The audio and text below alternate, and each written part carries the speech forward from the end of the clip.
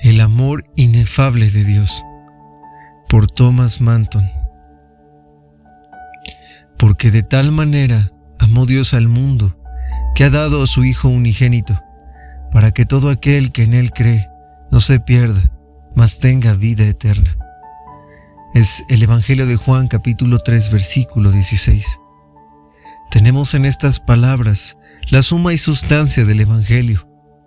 Observamos en ellas: número 1, la fuente y el origen de toda gracia y salvación que nos es brindada, el amor inefable de Dios a la humanidad, porque de tal manera amó Dios al mundo. Número 2, lo que Dios usó para recuperarnos de nuestra condición caída, o el efecto y el fruto que fluye de esta condición. Ha dado a su Hijo unigénito. Número 3, su finalidad, para que todo aquel que en Él cree no se pierda, mas tenga vida eterna.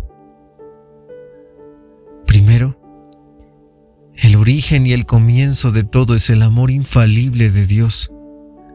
De tal manera amó Dios al mundo. Veamos aquí: número 1, el objeto, el mundo, la acción, amó. El grado, de tal manera amó. Observamos en estas palabras que el comienzo y la primera causa de nuestra salvación es puramente el amor de Dios. La ocasión externa era nuestra ruina. La causa motivadora interior era el amor de Dios. Número 1. El amor es el fundamento de todo. Podemos mencionar otras cosas como razones, pero no podemos dar el porqué de su amor. Dios mostró sabiduría, poder, justicia y santidad en nuestra redención por medio de Cristo.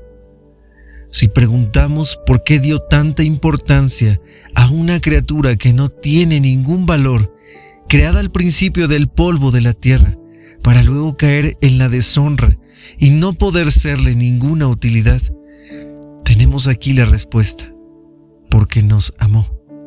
Si continuamos y preguntamos, ¿pero por qué nos amó?, no tenemos otra respuesta más: porque nos amó. Porque no podemos ir allá del origen de las cosas. Y Moisés expresa la misma razón. 26. Todo procedió de su misericordia gratuita y no merecida. Y más allá de esto es inútil que vayamos en busca del porqué de lo que hizo para nuestra salvación. Número 2. Lo más notable que es visible en el amor y la perfección de nuestra salvación por Cristo es el amor. Y es apropiado que el principio, el centro y el final coincidan, mas aun si el amor es tan evidente en todo el diseño y puesta en práctica de esta obra bendita, lo es mucho más en su origen y principio. La gran finalidad de Dios en nuestra redención es la expresión de su amor y misericordia hacia la humanidad. Si no solo la expresión, sino la demostración de su amor. Esto es lo que dice el apóstol: mas Dios muestra su amor para con nosotros, en que aun siendo pecadores, Cristo murió por nosotros, a la luz de Romanos 5, versículo 8. Se puede expresar que algo es real sin que necesariamente se muestre o presente como algo grande. El designio de Dios fue que no solo creyéramos la realidad, sino que también admitiéramos la grandeza de su amor. Ahora bien, de principio a fin, el amor es tan evidente que no podemos pasarlo por alto. La luz no es más conspicua en el sol que el amor de Dios en nuestra redención por medio de Cristo. Número 3. Si hubiera otra causa, tendría que o ser los méritos de Cristo o algo de nuestra parte que fuera digno. Número 1.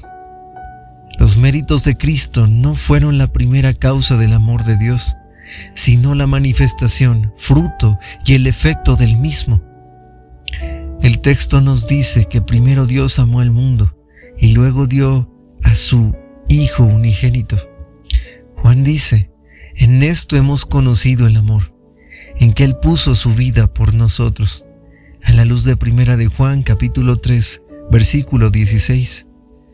Veamos, así como percibimos y encontramos causas por sus resultados, percibimos también el amor de Dios por la muerte de Cristo.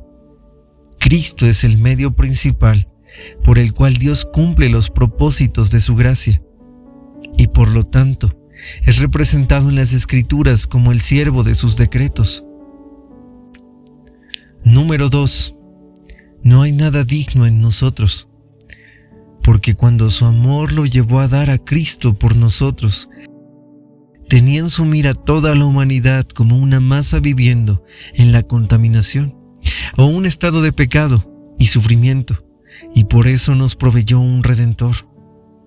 Dios al principio hizo una ley perfecta que prohibía todo pecado so pena de muerte.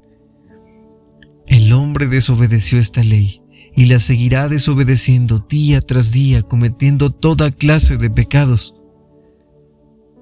Ahora bien, cuando los hombres vivían y seguían en pecado y hostilidad contra Dios, le plugó enviar a su Hijo para tomar nuestra naturaleza y morir por nuestras transgresiones. Por lo tanto, dar un Redentor fue la obra de su misericordia por gracia. El hombre no amaba a Dios. De hecho, era enemigo de Dios cuando Cristo vino para hacer la expiación. En esto consiste el amor, no en que nosotros hayamos amado a Dios, sino en que Él nos amó a nosotros y envió a su Hijo en propiciación por nuestros pecados, a la luz de 1 de Juan capítulo 4, versículo 10. A vosotros también, que erais en otro tiempo extraños y enemigos en vuestra mente, haciendo malas obras, ahora os ha reconciliado. A la luz de Colosenses capítulo 1, versículo 21. Estábamos inconscientes de nuestro sufrimiento, indiferentes a nuestro remedio, tan lejos de merecerlo, que ni lo deseábamos. En el principio estaba el amor de Dios, no el nuestro. Aplicación. Número 1. Refutemos todo malentendido en cuanto a Dios. Es el gran designio de Satanás rebajar nuestra opinión de la bondad de Dios. Entonces, asaltó primero a nuestros padres, sugiriéndoles que Dios, a pesar de toda su bondad al crearlos, envidiaba la felicidad y dicha del hombre, y no se ha desviado de su propósito. Busca esconder la bondad de Dios y presentarlo como un Dios que se deleita en nuestra destrucción y condenación, en lugar de nuestra salvación, como si fuera inexorable y no quisiera hacernos bien.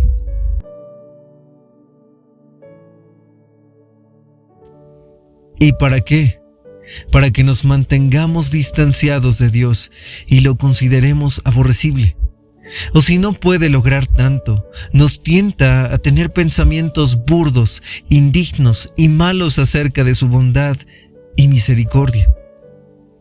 No podemos eludir la tentación más que por medio de reflexionar en su amor por el cual Dios dio a su Hijo para salvar al mundo. Esto demuestra que está más lleno de misericordia y bondad que el sol lo está lleno de luz o el mar de agua. Un efecto tan inmenso demuestra la grandeza de la causa.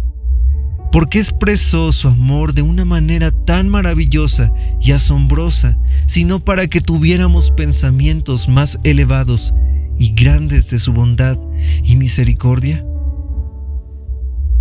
Por otros efectos vemos fácilmente la perfección de sus atributos, que su poder es omnipotente, a la luz de Romanos 1:20, que su conocimiento es omnisciente, a la luz de Hebreos, versículo 12 y 13, capítulo 4. Y por ese efecto no es fácil concebir que su amor es infinito o que Dios es amor. Aplicación número 2. Seamos vivificados de modo que admiremos el amor de Dios en Cristo. Hay 3 características que expresan el regalo de Dios. Número 1. la buena voluntad del que da. Número 2, la grandeza del regalo. Número 3, la falta del mérito del que lo recibe. Las tres coinciden aquí. Número 1, la buena voluntad del que la da. Su propio amor y nada más movió a Dios a hacer esto. Fue la libre intervención de su propio corazón, sin que nosotros lo pensáramos o pidiéramos. No se da ni puede darse otra razón. Nosotros no pedimos tal cosa. No se le ocurriría a nuestra mente y a nuestro corazón, ni en nuestra mente concebirlo, ni en nuestro corazón desear tal remedio para recobrarnos del estado caído de la humanidad. No en nuestra mente, porque es un gran misterio. E indiscutiblemente grande es el misterio de la piedad, a la luz de 1 de Timoteo capítulo 3 versículo 16. No en nuestro corazón para pedir o desear, porque hubiera sido una solicitud extraña que pidiéramos que el Hijo eterno de Dios se hiciera carne, pecado y maldición por nosotros. En cambio, la gracia ha obrado mucho más abundantemente de lo que pedimos o entendemos, a la luz de Efesios capítulo 3 versículo 20, más allá de lo que podemos imaginar y más allá de lo que podemos pedirle en oración. Número 2, la grandeza del regalo. Grandes cosas penetran nuestra mente, querámoslo o no. El regalo de Jesucristo es tan inmenso que expresa a qué extremo llega el amor de Dios. No tiene un Cristo mejor, ni un Redentor más digno, ni otro Hijo para morir por nosotros. Ni hubiera podido el Hijo de Dios sufrir peores humillaciones que las que sufrió por nosotros. Por eso sabemos ahora que Dios nos ama. Tenemos aquí una muestra o señal de lo que manifiesta. Número 3, la falta de mérito del que lo recibe. Esto también es cierto.